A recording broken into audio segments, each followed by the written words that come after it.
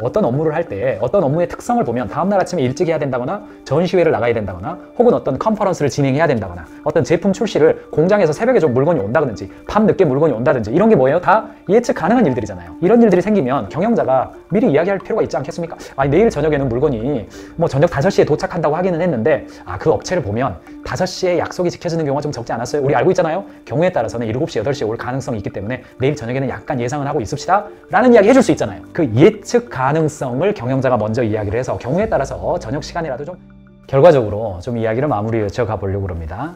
기업 경쟁력 관점에서 그러면 뭐 해야 되느냐 이런 이야기입니다. 규제의 역설이라는 책이 있습니다. 여기에서는 대표적인 규제의 역설들 몇 가지가 이야기하는데 미국도요 대공황 시기에 그 나라가 어렵고 먹고 살기 힘들던 시절이 있었습니다. 그때 1919년도에 금주법이 제정됐습니다. 양조, 판매, 운반, 수출입을 금지했습니다. 사람들이 술 먹고 마시고 하는 것에 대해서는 우리는 세금을 받을 수 없다. 굉장히 이렇게 아주 강하게 금지했어요.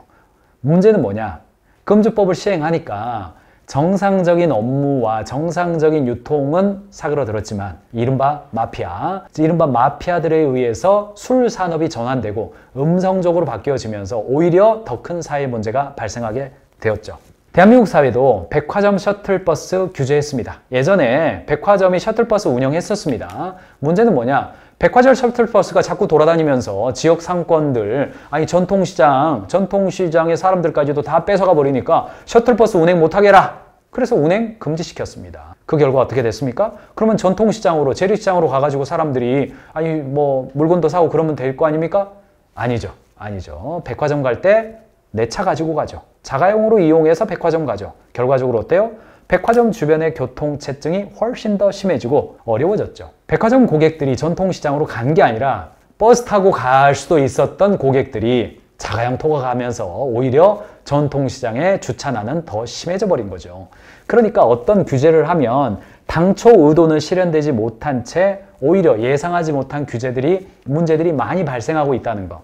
어떤 규제는 대부분 좋은 의도에서 시작합니다. 그거는 저는 받아들입니다. 오늘날 여러 가지 규제들이 있는데 좋은 의도에 시작했지 회사 망하게 하려고 시작한 건 없다고 저는 생각은 합니다. 문제는 뭐냐? 규제에 의해서 뭔가 되기 전에 기업이 건강해져서 경쟁력에 의해서 되는 것이 바람직하다는 이야기죠. 그러면 어떻게 하느냐? 연구 몇 개 보겠습니다. 시간적 퇴근이 아니라 정서적 퇴근에 대한 국제학술지에 실린 한 연구가 있습니다. 성과에 관련된 강한 압박은 퇴근 후 업무 분리와 다음날 출근 후 수치심에 어떤 영향을 주는가 연구인데, 자, 이 연구를 우리나라 DBR에서요 김세진 기자님이 좀 적어 놓았어요. 자, 보세요. 연구입니다. 이게 규제가 중요한 게 아니다. 경쟁력이 중요한 것이다. 그 이야기를 제가 결론 내려드릴 거예요. 사내 구성원과 메신저가 24시간 울리는 요즘 퇴근한 이후에도 마치 일하는 기분이 들어서 고민되는 직장인들이 많다. 업무 분리란 업무 시간 이후에 업무에서 완전히 벗어난 느낌을 뜻하는 용어다. 일종의 정서적 퇴근과도 같다. 정서적 퇴근이라는 단어 지금 기억해 두세요. 과거 연구에 따르면 퇴근 후 업무로부터 해방된 느낌, 즉 업무 분리는 직장인들에게 유익한 것으로 알려져 왔다. 아무리 일을 잘하는 직장인이라 하더라도 퇴근한 이후에 본인의 삶이 있기 마련이다. 그런데 퇴근 후에도 계속 업무를 떠올리게 된다면 스트레스도 올라가고 그 다음날 업무 성과에도 안 좋은 영향을 미칠 수 있다. 업무로부터 분리되는 것은 직장인들의 워라밸을 지키기 위해서도 조직의 성과 관리 위해서도 중요하다는 게 학계의 통설이다. 무슨 이야기입니까? 정서적 퇴근을 시켜주는 것이 다음날 성과 관리에도 도움이 된다는 이야기예요. 자, 이 연구를 했어요. 연구에서요. 여러 가지 연구가 있는데 제가 결론만 가지고 왔습니다. 자, 직장인 약 300명을 대상으로 2주간 설문조사를 했어요. 업무 압박의 정도, 저녁 시간에 업무의 분리, 아침에 출근했을 때의 수치심. 아침에 출근했을 때의 수치심이 어떤 거냐면 내가 일을 다 끝내지 못하고 업무로부터 분리해 왔는데 아이고 내가 마이너스 감도가 됐지. 열심히 해야지. 이런 느낌을 수치심이라고 번역을 했어요. 오후의 부정행위. 내가 어젯밤에도 열심히 일했는데 퇴근해서도 열심히 일했는데 약간 피곤할 때 도너츠 하나 정도는 못 가도 되지 않을까? 요거를 부정행위라고 불렀어요. 업무 몰입, 비몰입 상태를 의미합니다. 분석 결과 업무 압박이 높은 직장에서 일하는 직원들은 전날 저녁에 업무에서 분리됐다고 느낄수록 그 다음날 수치심을 더 많이 경험했다. 또한 수치심을 많이 느낄수록 부정행위도 증가했다. 업무 시간에 딴짓하는 정도입니다. 그것도 증가했어요. 그런데 여러 가지의 실험을 반복해서 해봐도 회사에서 업무 성과에 대한 압박이 강하면 강할수록 업무로부터 분리되지도 못하고 분리되지 못하다 보니까 출근할 때 수치심을 느껴요. 내가 업무로부터 단절된 것에 대한 수치심을 느껴요. 거기까지도 개인의 심리니까 아니 그 정신을 바꾸면 되는 거 아니냐 할 수도 있겠죠. 문제는 뭐냐? 오후에 업무 비몰입에 대한 가능성도 높아지더라. 이런 이야기입니다. 그러니까 정서적 퇴근이 중요하다. 이런 거예요. 자, 하나 더 볼게요. 하버드 비즈니스 리뷰에 미국의 한 시간관리 코치가 조언하는 게 하버드 비즈니스 리뷰에 실린 게 있습니다. 실린 게 있어요. 제가 하버드 비즈니스 리뷰를 정기적으로 구독하고 있죠. 네, 여러분들도 잘 구독하시기 바랍니다. 제가 한두 페이지만 좀 가져왔습니다. 자, 존경심을 담아서 가져왔습니다. 자, 엘리자베스 그레이스 사더앤더라고 하는 사람입니다. 퇴근과 동시에 신경 끄는 법이라고 하는 거예요. 여기에는 4가지의 방법이 나오는데 그 중에서 4가지 다 말씀드리기는 어렵고, 자, 첫 번째는 퇴근 시간 정하기예요. 개인이 시간 관리를 잘하고 지속적으로 성과를 잘 내려면 개인이 퇴근 시간을 스스로 정해라. 회사에서 정해준 게 있지만 거기에 맞게 내 스스로 정해라 라고 하는 거예요. 두 번째, 정했으면 머릿속으로 내가 할 일에 대해서 명확하게 정리해라 조언하고요. 세 번째가 뭐냐면, 자, 요게 재밌어요. 동료에게 알려라예요. 자, 나는 일반적으로 6시에 퇴근합니다. 그러니 그 시간 이후에 연락하시면 다음 업무인 오전 9시 이후에 답변 드릴 수 있습니다. 라고 동료들에게 이야기하라는 겁니다. 나의 업무 현황판에 이야기하라는 거예요. 어떤 경우에는 행동만으로 간접적으로 알려줄 수 있어요. 오후 6시부터 오전 9시까지 연락하지 않는다면 당신이 그 시간에 연락해서는 안 된다고 예상을 할 겁니다. 하지만 이건 뭐 당연한 이야기예요. 하지만 계속 연락을 주고받아야 할 경우 사람들의 연락 방식을 통제할 수 있도록 가이드라인을 정해서 방해하지 않을 수 있어요. 자, 나한테 질문이 있거나 이렇게 소통하고 싶으시면 낮에는 문자를 보내셔도 되는데요. 오후 6시 이후에는 급한 일이 아니라면 문자 대신 이메일을 이용해 주세요 라고 말할 수 있습니다. 운동하러 가거나 학교에 가서 아이들을 데리러 가거나 다른 개인적 업무에서 중요한 일을 할 때에는 아이고, 낮에는 한동안 컴퓨터를 바로 확인할 수 없는 시간이 있을 수 있어요. 빠른 답변을 원하시면 문자나 전화로 하시고요. 자, 오늘 저녁 7시부터 한 10시까지는요, 개인 업무 보느라고 제가 업무톡을 보지 않습니다. 카톡을 보지 않습니다. 아이고, 이번 주말에는요, 제가 개인 사정으로, 굳이 자세히 말할 필요도 없잖아요. 개인 사정으로 제가 톡을 확인하지 않습니다. 라고 동료들에게 미리 알려라. 라고 조언하는 거예요. 조언하는 겁니다. 자, 미국은 카톡 금지법 없습니다. 카톡 금지법 없고, 예. 이런 업무 소통에 대해서도 훨씬 더 이 빡센 경우도 좀 있죠. 자, 4번째, 업무 시간에 일을 끝내라. 정신 나간 소리처럼 들리겠지만 여러분 스스로에게 업무 시간에는 일을 해도 된다고 허락하라고 말하고 싶습니다. 아, 그렇죠. 개인 코치니까 이렇게 말해야죠. 업무 시간에는 일을 해라. 진짜 일을 해라. 그리고 6시 이후에 하거나 애들 재운 후에 미뤄서 하는 일 하지 말아라 라고 하는 겁니다. 그리고 마지막으로 일반적으로 일하는 날이 아닌 다른 날에 일을 해야 한다면 시간을 정해서 하도록 하세요. 아, 토요일 날 내가 부득이 일을 하게 됐어요. 그러면 토요일 날 하루 종일 아이고 일해야지 하지 말고 토요일 날 중에서 내가 오전 10시부터 12시까지 2시간 동안 카페에 가가지고 일해야지. 그 이후에는 나는 퇴근이야. 일을 하게 되는 상황이 된다 하더라도 스스로 이렇게 관리하라 라고 하버드 비즈니스 리뷰에 실린 시간관리, 개인 시간관리 코치가 이렇게 조언하는 거예요. 이게 무슨 이야기입니까? 대한민국 정부와 국회의원들이 법을 어떻게 제정하든지 상관없이 경영자 여러분들은 직원들과 뭘 준비해야 돼요? 1번, 퇴근 시간을 관리하는 것에 대해서 개인 역량이 올라가도록 도와줘야 됩니다. 2번, 머릿속으로 아침에 출근을 하면 오늘의 우선순위에 대해서 상호 소통하는 거 해야 돼요. 3번, 서로 간에 퇴근한 이후에 업무를 못 받을 상황, 경우에 따라서 소통을 못할 상황을 공유해야 되는 회사가 있을 수도 있고 반대로 소통할 수 있는 시간대를 공유해야 되는 회사가 있을 수 있어요. 거기에 대해서 허심탄회하게 대화할 수 있는 문화를 좀 만드시는 게 필요해요. 마지막으로는 업무 시간에 가능하면 일을 끝내고 마무리해낼 수 있는 하루의 마무리에 띵크업을 할 수 있는 문화를 만드는 게 중요하다.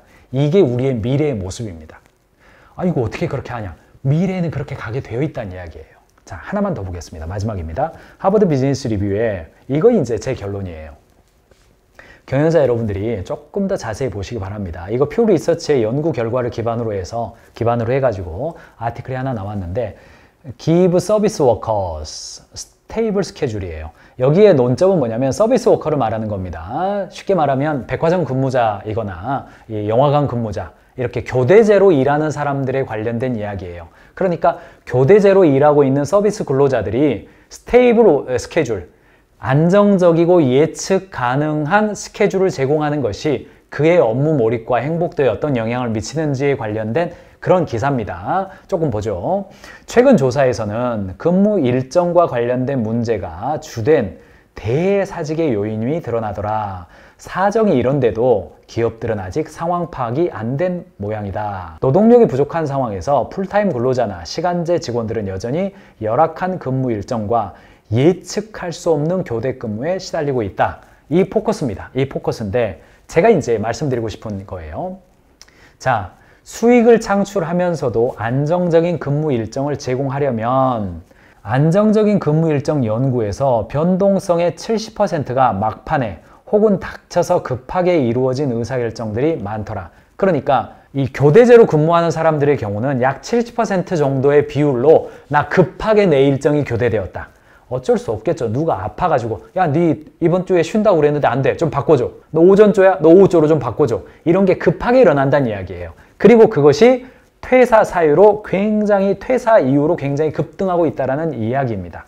안정적으로 근무 일정을 제공하는 서비스 기업들의 비결은 변동성의 원인이 되는 자충수를 최소화하는 것이다. 이들은 업무를 다른 방식으로 설계했다. 스페인 최대 기업 슈퍼마켓 체인인 메르카도나에서는 근무자의 85%가 풀타임으로 일하면서 한 달 앞서 근무 일정을 제공받는다.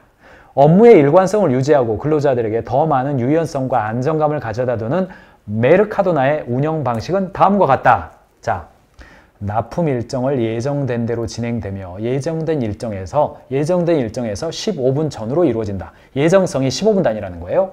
가격이 잘 변하지 않는다.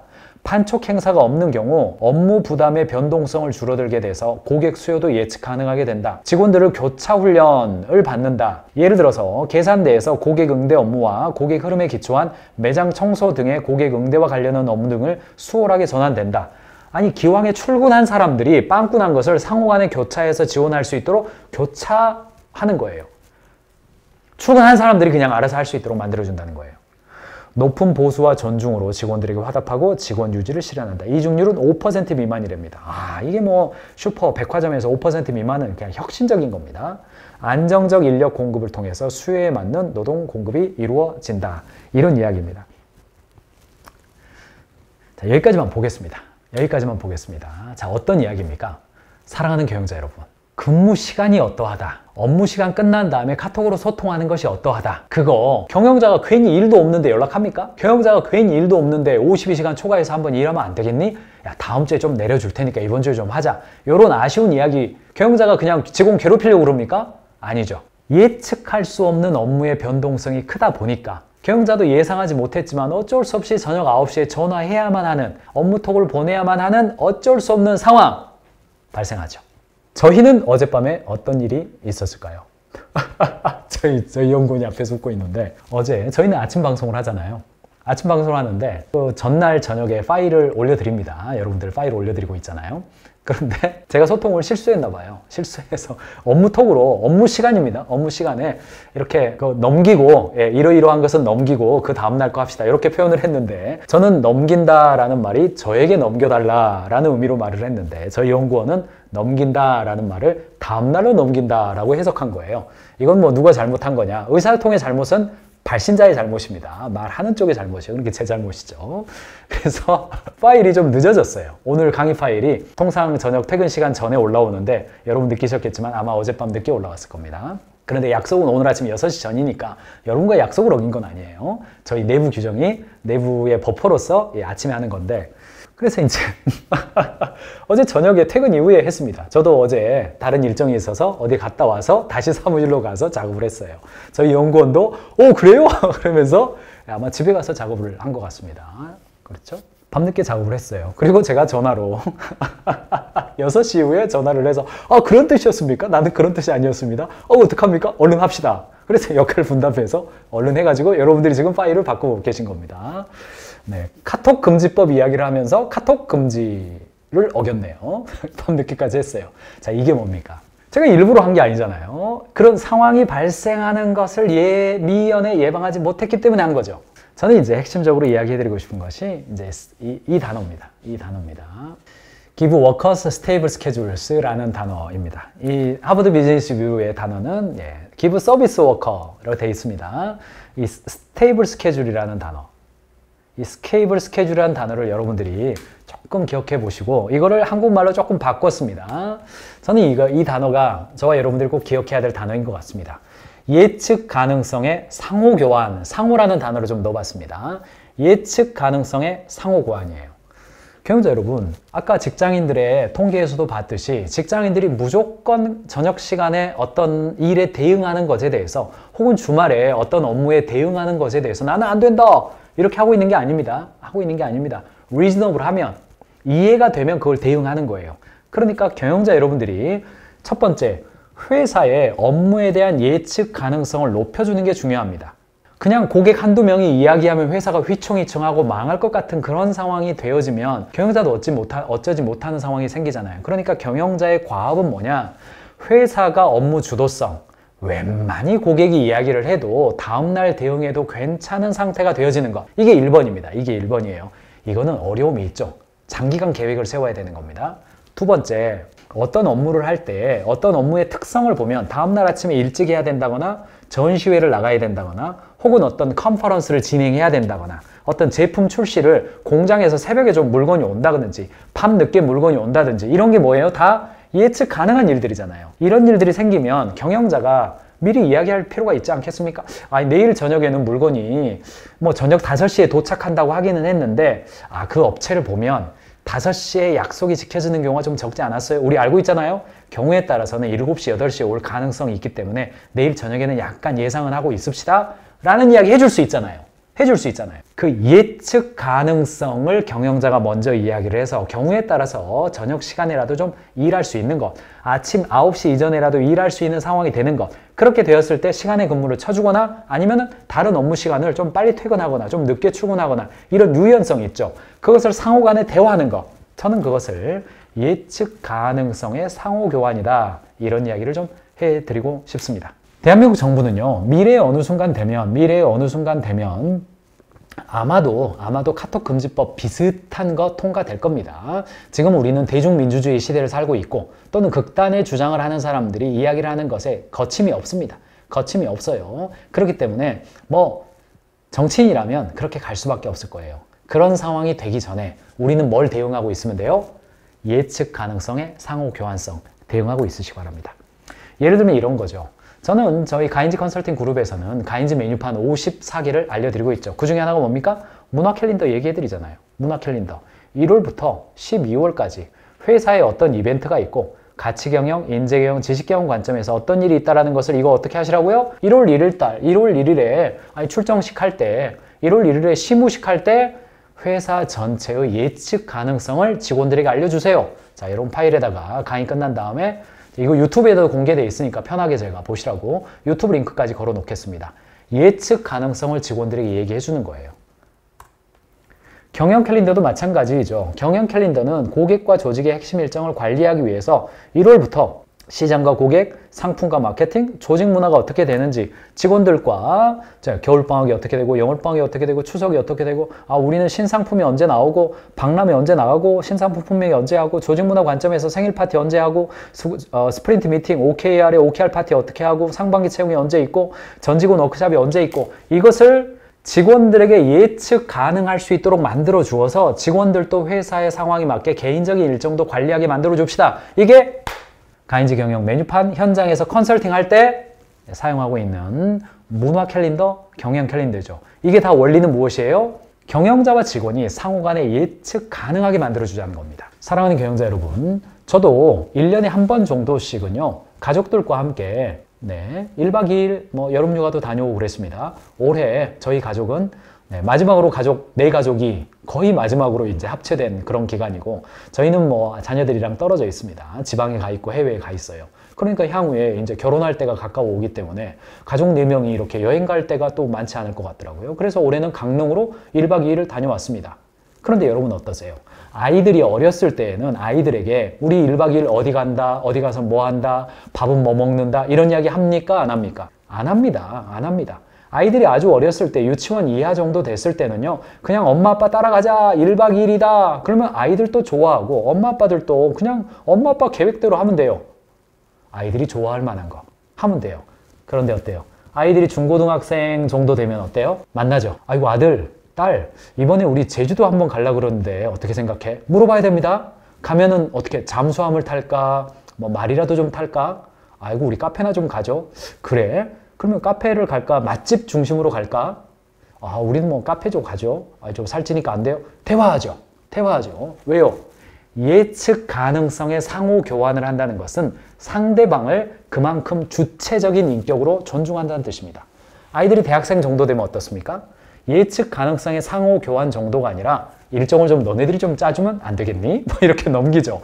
그러면 아이들이 가져와서 아유 어떻게 갑시다. 뭐 펜션 제가 알아봤는데요. 에어비앤비 통해 가지고 뭐 정했고요. 아이들이 대학생 졸업하고 나면 어때요? 서로 의견을 존중하죠. 그래서 아니 우리 1박 2일 동안 가족 4명이 다 같이 있을 필요 없고 저녁 식사 같이 하고 오후 시간은 각자 따로 보내도 괜찮아. 이런 날도 오겠죠. 아이들이 결혼하고 나면 어떻습니까? 아이고 유럽 여행 비행기만 같이 타고 가고 프랑스에 가면 엄마 아빠는 그냥 루브르 박물관 갈 테니까 너네들은 저기 뭐 비치에라도 가서 놀아. 각자 따로 놀죠. 이것이 가족들도 그렇지만 조직 내에서 조직이 숙성되고 구성원들을 전문가로 인정하면 인정할수록 그들의 시간을 자유롭게 해주고 결과를 관리하는 방식으로 간단 말이죠. 경영자가 오직 야 내가 시키는 대로 따라와 라고 하는 관점이 아니라 근무 시간이든 주말에 일을 하는 것이든 저녁에 일을 하는 것이든 혹은 야근을 뭐 막세게 하는 것이든 아니든 그 자체가 중요하다고 보지 마시고 뭐가 중요합니까? 예측 가능성의 상호 교환. 서로 대화해서 아 이때는 좀 밤늦게까지 할 수 있죠. 당연히. 혹은 주말에도 할 수 있죠. 휴일날 일할 수도 있습니다. 그 회사의 특성에 따라서요. 다만 가능한 좀 빨리 대화를 하는 겁니다. 그리고 그래서 그것이 상호 간의 교류가 될 수 있게 하는 것. 이거 준비하는 것이 법제화를 준비하는 것이자 회사에 전문가들이 남아있게 하는 방식이다. 이 말씀 드리고 싶습니다.